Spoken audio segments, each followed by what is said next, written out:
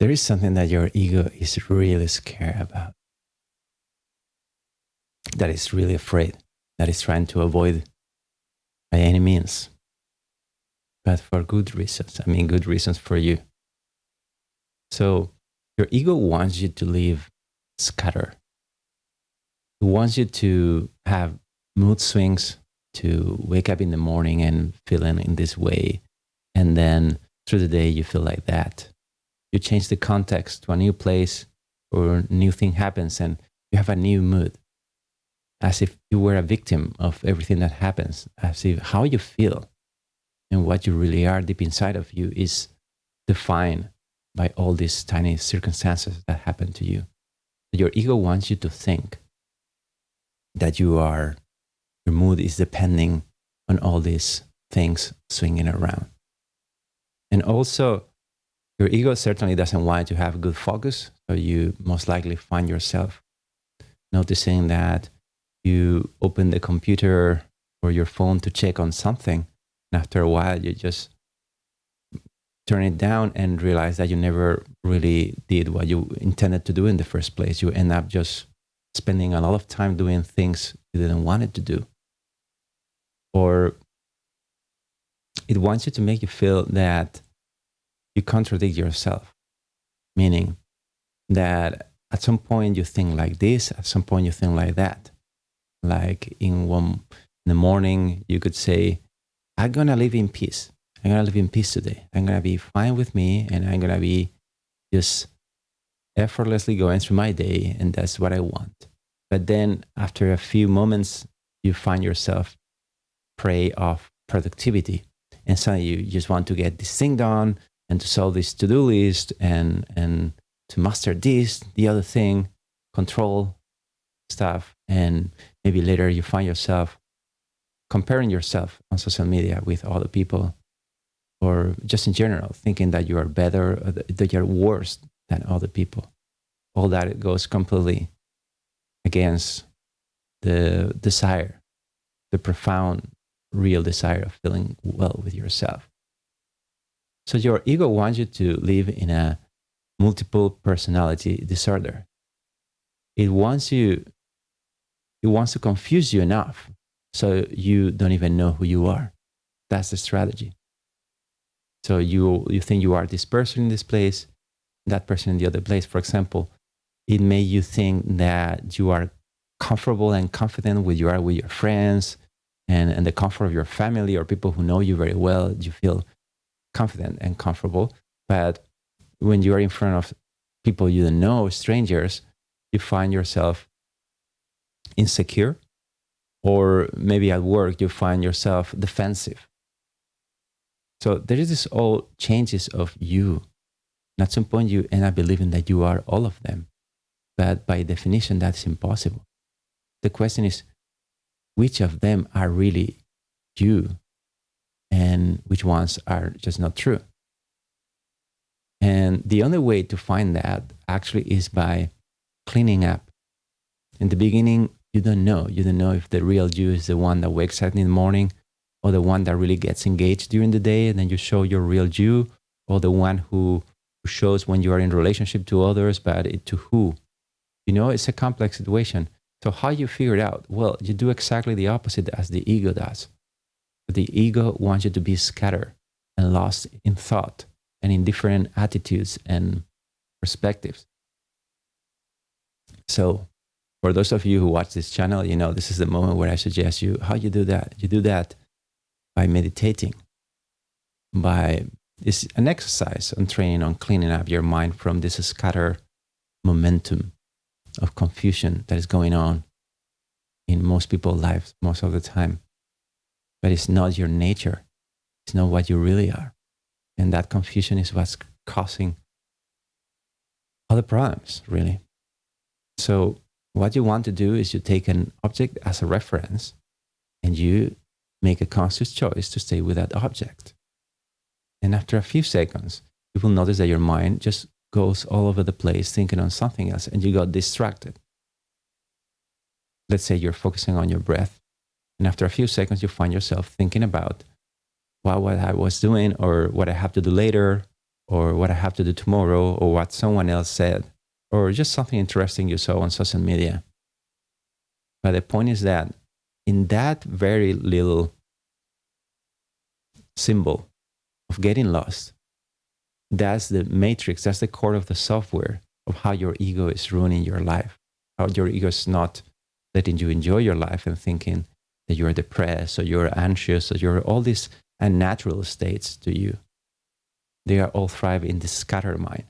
So if you pick an object and you go back to it little by little, you clean up your mind to the point that you can finally deconstruct this sense of scattered self into many different things.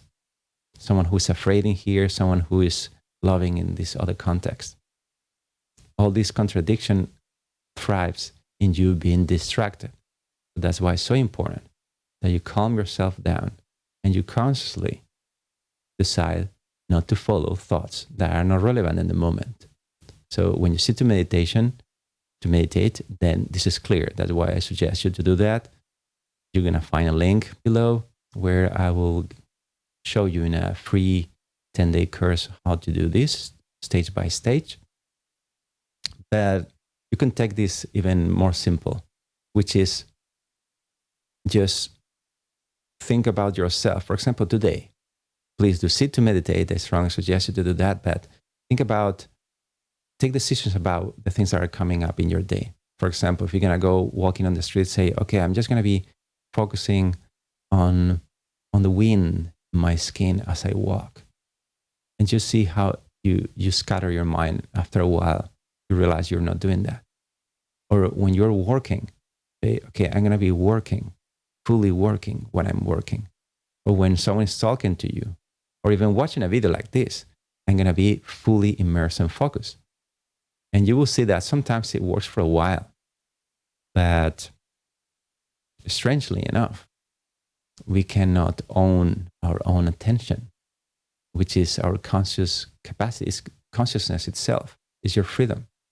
So if you're not conscious of your behavior, then when you are an addict, when you are someone who indulges in it, when you say you want to do that, but you do that at any level, you are not yourself, really. You are a victim of this scatter illness. It's not about you being this or you being that. It's about finding the reality of this moment versus living in a world where it seems that you have to be constantly multitasking to keep things afloat, to keep things working. You need to be doing this and that and that. But yeah, and I sit to meditate, but then I have to deal with this. And everything seems to be just completely all over the place. But that's not the truth.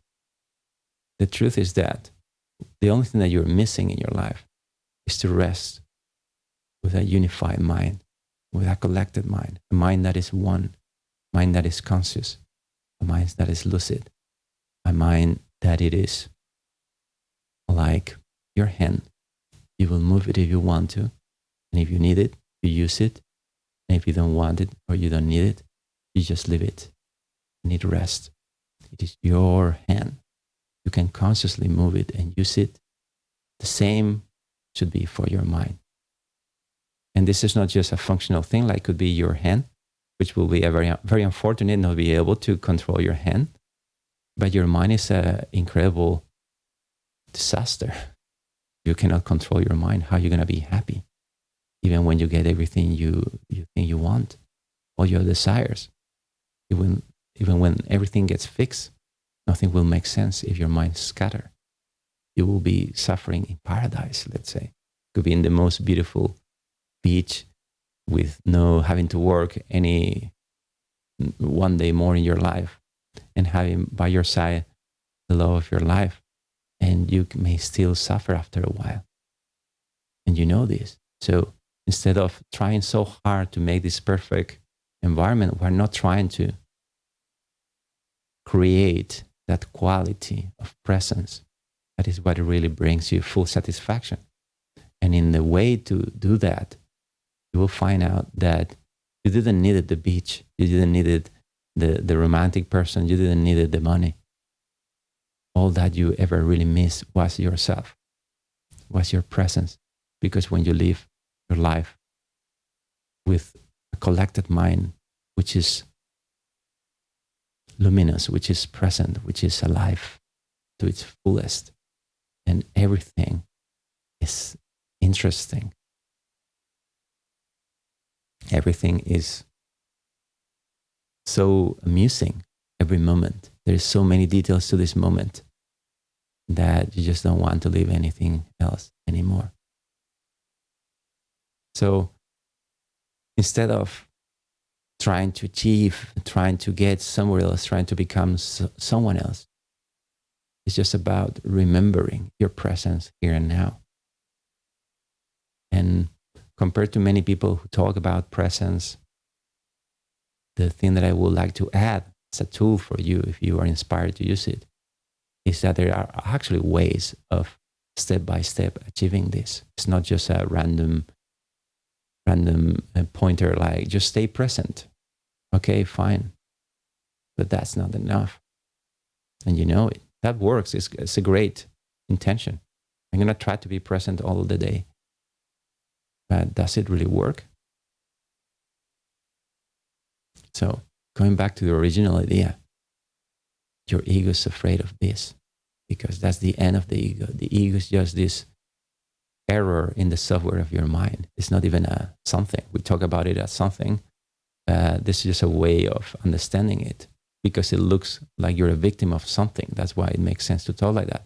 But the reality of it is that there is no an ego really. And you discover that in the moment that you unify your mind.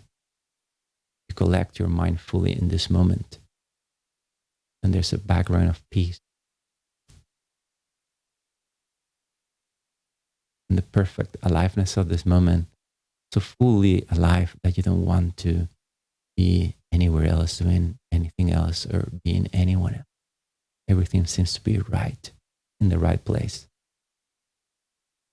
And you can live always in that state.